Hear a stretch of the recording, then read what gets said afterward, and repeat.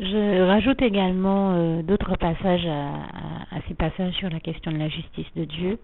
Juste pour dire, comme je viens de l'entendre dans une émission chrétienne, je comptais déjà avant de l'entendre cette émission apporter cette précision, puisque je me suis rendu compte qu'il y a des passages que je voulais rajouter à mon propos, qui sont des passages que je n'ai pas sous les yeux pour le moment, donc que je vais rajouter également par la suite.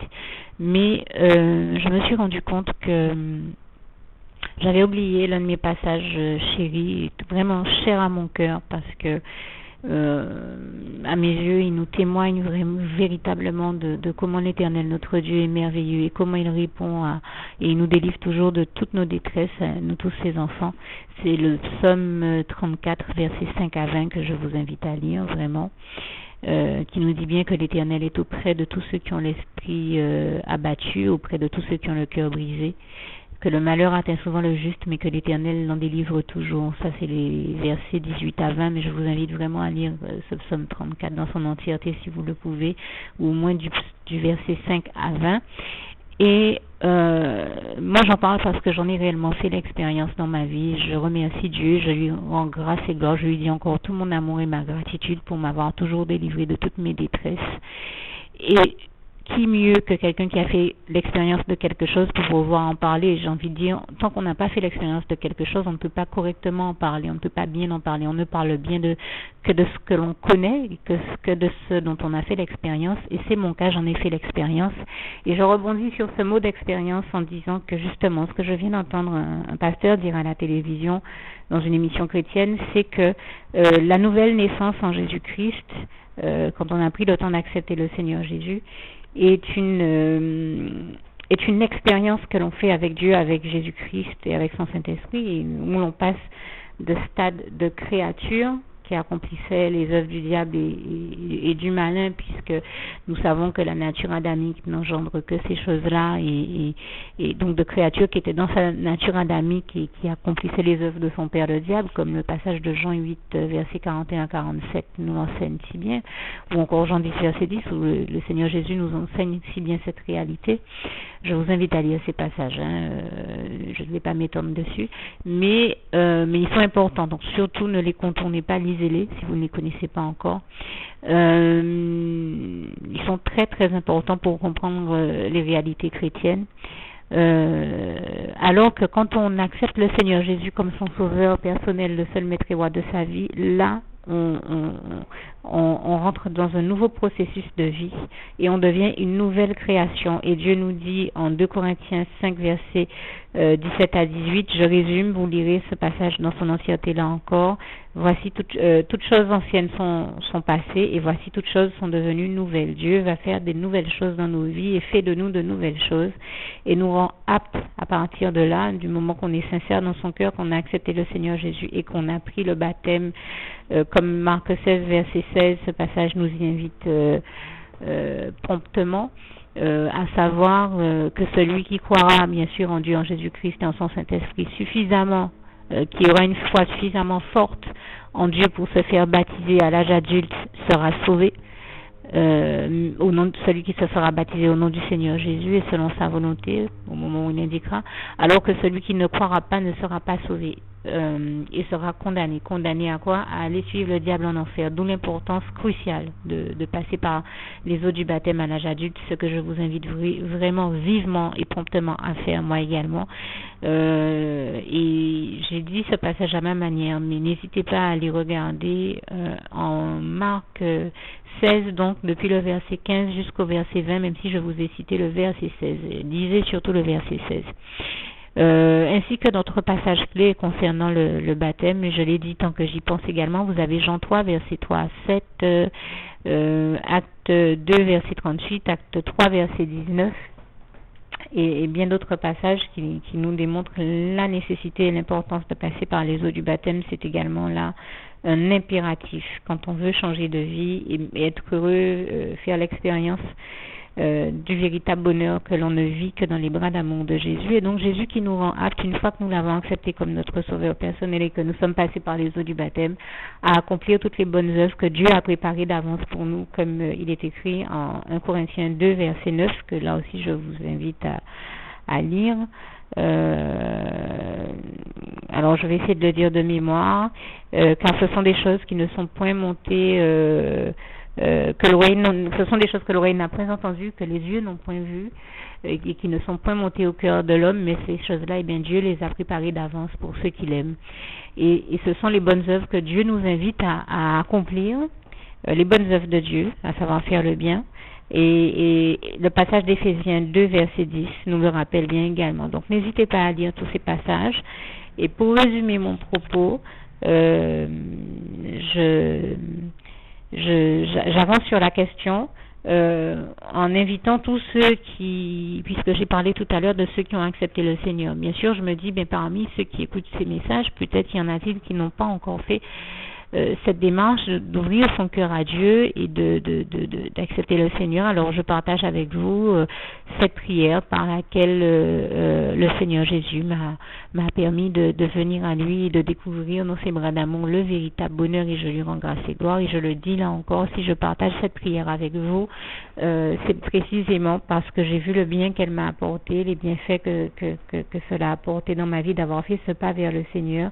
Je dirais même que c'est à partir de là que j'ai commencé à découvrir le bonheur que je souhaite au maximum de personnes d'expérimenter sur Terre, parce que comme j'ai l'habitude de le dire, je crois que si nous étions plus nombreux à connaître ce véritable bonheur que l'on éprouve et dont on ne fait l'expérience que dans les bras d'amour de Jésus, eh bien nous aurions des journées peut-être plus agréables, avec plus de personnes souriantes, plus qu'heureuses, et puisqu'étant heureuses, vous comprenez ce que je veux vous dire,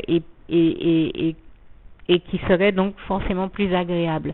Donc comme c'est mon souhait, c'est le souhait de mon cœur de voir le maximum de personnes être heureuses et faire l'expérience du bonheur, donc je partage avec vous cette prière, non sans avoir auparavant cité également ce passage de Jean 14, verset 6, où le Seigneur Jésus nous dit je suis le chemin, la vérité et la vie.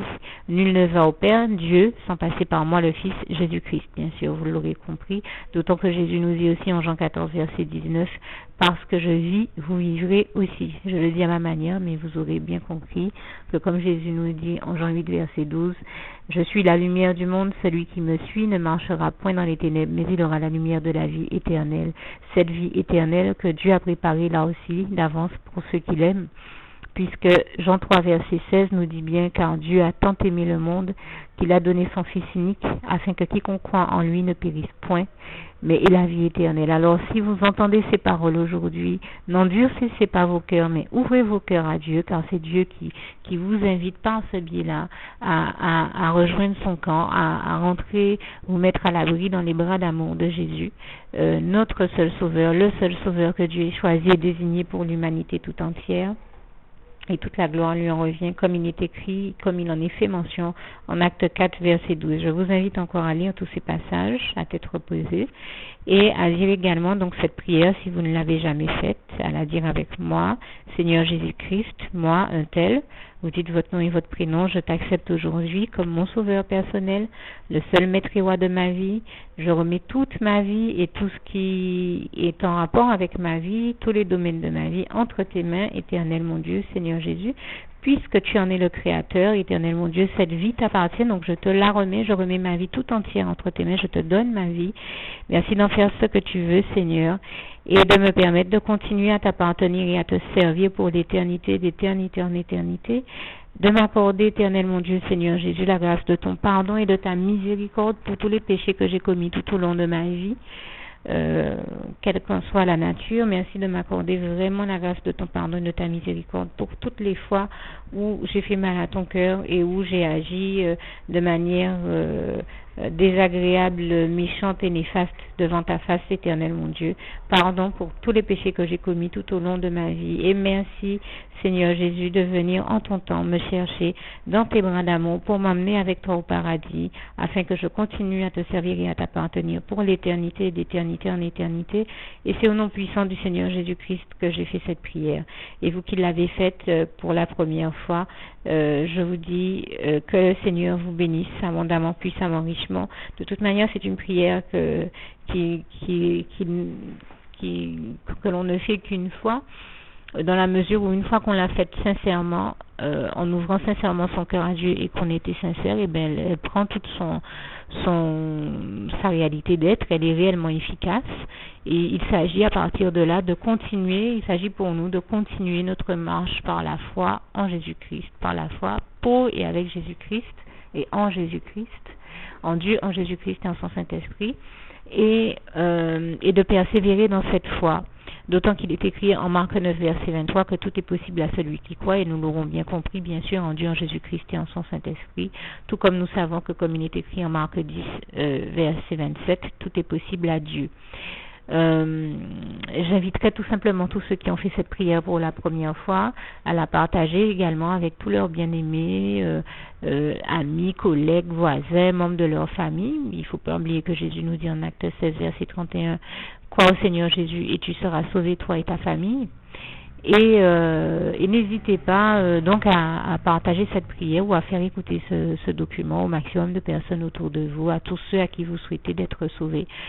Et quelqu'un me disait l'autre jour, est-ce qu'on peut aussi le faire avec quelqu'un avec qui on s'entend pas nécessairement bien ou qu'on n'aime pas nécessairement? Oui, vous pouvez le faire avec tous ceux avec qui Dieu vous mettra à cœur de le faire, puisque Dieu est celui qui nous invite à prier, même pour nos ennemis, dans la mesure où nous savons que de toute manière, il nous protégera et nous préservera toujours d'eux et nous rendra toujours justice, puisque comme je viens de le dire dans mon propos en amont, Dieu est un merveilleux Dieu de justice. Dieu est le seul juste juge qui soit, d'où l'importance pour nous de ne pas nous laisser aller à juger des autres ou de certaines situations, mais plutôt à laisser Dieu en juger et nous en révéler les réalités, puisque comme j'ai l'habitude de le dire, nous sommes malheureusement totalement aveugles les uns des réalités des autres, et bien souvent le diable nous induit en erreur en nous aveuglant, en faisant passer une réalité pour une autre, alors que c'est Dieu seul qui peut, Jésus qui lui est la vérité, comme je viens de dire qu'il est écrit en Jean 14, verset 6, nous révéler quelle est la vérité, la véritable vérité, la vérité avec un grand V. Je le dis dans la mesure où certaines personnes vous répondront qu'il existe plusieurs vérités, les vérités avec un petit V, la vérité avec un grand V. Eh bien, la vérité avec un grand V, c'est Jésus-Christ seul qui l'est, comme il est écrit en Jean 14, verset 6, et qui peut nous la révéler. Et il s'agit de le croire, parce que je n'ai jamais vu ni Dieu, ni Jésus-Christ, ni son Saint-Esprit mentir. Dieu est le seul qui peut nous révéler la vérité, même quand elle nous paraît des fois totalement... je sais que le vrai, comme il y a un auteur qui l'a écrit, le vrai peut paraître invraisemblable. Eh bien, même dans ces cas-là, continuez à croire en Dieu, en Jésus-Christ, en son Saint-Esprit, car Dieu est le seul qui puisse nous révéler la vérité, même quand elle nous paraît invraisemblable. Je peux vous assurer que Dieu seul peut nous révéler la vérité, car Jésus-Christ seul est la vérité, comme il est écrit en Jean 14, verset 6, et je rends vraiment grâce et gloire à Dieu, à Jésus-Christ et à son Saint-Esprit. Donc, si vous avez entendu ces prières, comme je le disais, n'hésitez pas à les partager avec tous vos bien-aimés. Si vous les avez écoutés sans les faire, réembobinez cette vidéo, ce document, et redites cette prière, mais faites-la. N'allez pas dormir sans faire cette prière, parce que je vous assure, eh bien, si vous avez un doute de ce que je dis, vous n'êtes pas obligé de me croire, hein, vous agissez en votre âme et conscience, mais si vous ne me faites pas confiance à moi, faites confiance à Jésus. Et si vous avez un doute par rapport à ce que je dis, eh bien, vous savez, c'est gratuit, il ne vous coûte rien de dire cette prière. Faites-en l'expérience, essayez par vous-même, faites cette prière et regardez comment Dieu va transformer, changer votre vie en mieux, toutes les améliorations que Dieu va y apporter. Je vous invite vraiment à essayer cette expérience, à vraiment expérimenter toutes les bonnes choses de Dieu et le véritable bonheur. Et ça commence entre autres par cette prière, qui est l'un des premiers pas que l'on fait vers le Seigneur. Sachant que le second pas le plus important à faire par la suite, c'est le baptême, hein, bien sûr. Mais je vous assure que moi, je me dirais à votre place, eh bien, c'est gratuit, ça me coûte rien d'essayer. Oui, je prends le temps de faire la prière et comme ça, je vais voir ce que ça va changer, dans ma vie, ne serait-ce que pour découvrir ce qui se passe une fois que j'ai fait cette prière. Je vous assure. Moi, il m'est arrivé, hein, tout comme vous, de faire cette expérience-là. Hein. Moi aussi, j'ai eu à la faire une première fois et je me suis dit, ça ne me coûte rien de rester ouvert à ce que Dieu peut vouloir me dire, à ce que Dieu peut vouloir faire en moi et dans ma vie. Oui, je m'ouvre à ça. Oui, je m'ouvre à Dieu. Oui, je dis oui à Dieu. Et vous pouvez dire, Seigneur, oui, je te dis oui. Je m'ouvre à Dieu, je fais l'expérience et je vais voir. Et si cette personne dit vrai, si Dieu est réellement vivant, et je peux vous assurer que c'est écrit, l'Éternel est vivant, c'est écrit en Isaïe 49, verset 18, je me suis dit, si c'était vrai, si c'est vrai, moi je prends le temps de dire oui à Dieu et de faire cette prière parce que oui, j'ai envie de voir qu'est-ce que ça va apporter dans ma vie, qu'est-ce que ça va changer dans ma vie, comment Dieu va changer ma vie. Donc oui, je choisis de dire oui à Dieu et de toujours dire oui à Dieu, à Jésus-Christ et à son Saint-Esprit. C'est ce que j'ai fait et je vous assure que c'est le meilleur choix que j'ai fait dans ma vie, d'avoir dit oui à Dieu le jour où j'ai fait cette prière et d'avoir aussi dit oui à Dieu le jour où je suis passée par les eaux du baptême. C'est vraiment la plus belle expérience que j'ai connue de ma vie. Le baptême est indolore, gratuit. C'est l'une des rares choses gratuites que nous pouvons vivre et faire sur cette terre. Donc moi je me dis, Dieu a fait des choses aussi extraordinaires dans ma vie, de tels miracles que nous le voyons faire des miracles partout sur terre tous les jours. Qu'est-ce que ça me coûte si Dieu attend de moi que je fasse ce simple petit pas là que de passer par les eaux du baptême, surtout à nous entiers qui sommes tout le temps à la mer, à la plage. Qu'est-ce que ça me coûte d'y aller une fois de plus, mais cette fois-ci pour faire les bonnes choses, pour prendre le baptême, passer par les eaux du baptême au nom du Seigneur Jésus, pour dire à Dieu que oui, je choisis de marcher avec lui, de m'engager avec lui dans la voie du bien, de l'amour, de la paix, de la joie, de la lumière, de la justice et de toutes les bonnes valeurs qui existent dans la vie. Oui, je choisis de dire oui à Dieu et c'est ce que j'ai fait. Je suis passée par les eaux du baptême et je vous assure que je crois que c'est bien la plus belle expérience qui m'était été donnée de vivre et que c'est la meilleure décision que j'ai prise de toute ma vie. Et c'était tellement bon justement que j'invite tous ceux qui m'écoutent et qui n'ont pas encore fait cette expérience à la faire eux aussi, à passer par les eaux du baptême.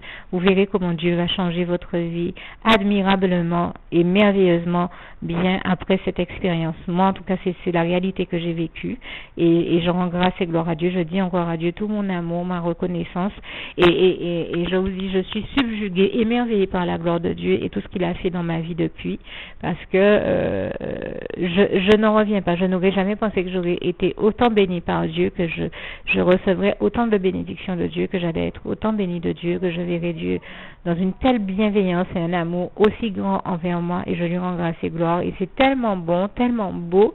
C'est la meilleure chose qui m'ait été de goûter, c'est l'amour de Dieu, c'est les bras d'amour de Jésus, faire l'expérience du bonheur dans les bras d'amour de Jésus. Je crois que rien dans la vie ne vaut cette expérience et c'est une expérience du bonheur que je souhaite à tout le monde et comme je dis, c'est tellement beau, c'est tellement bon, c'est tellement extraordinaire que c'est pour ça que j'ai choisi aujourd'hui de partager cette expérience avec vous, de vous en parler, de vous inviter à faire autant, parce que vraiment c'est beau, c'est bon, c'est extraordinaire. Je ne trouve pas de mots assez grands pour vous définir à quel point c'est bon et c'est beau. Mais en tout cas, je vous invite à faire de même. Et j'ai choisi de partager, oui, avec vous le secret de mon bonheur. C'est Dieu, c'est Jésus-Christ, c'est son Saint-Esprit, c'est les bras d'amour de Jésus qui me rendent heureuse. J'ai choisi de partager ça avec vous, sachant que nous sommes dans un monde cruel où les autres ne veulent jamais partager avec nous le secret de leur bonheur.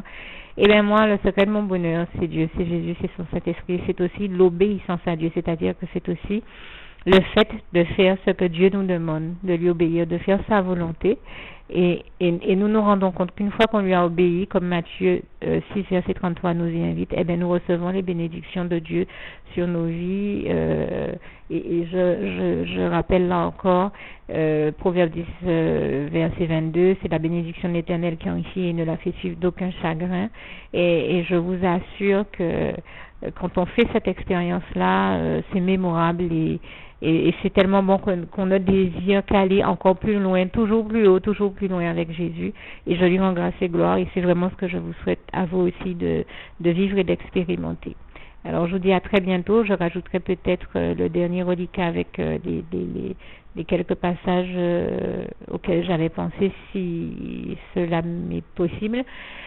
Et sinon, de toute manière, eh bien, je vous dis à très bientôt. Que le Seigneur vous garde et vous bénisse tous.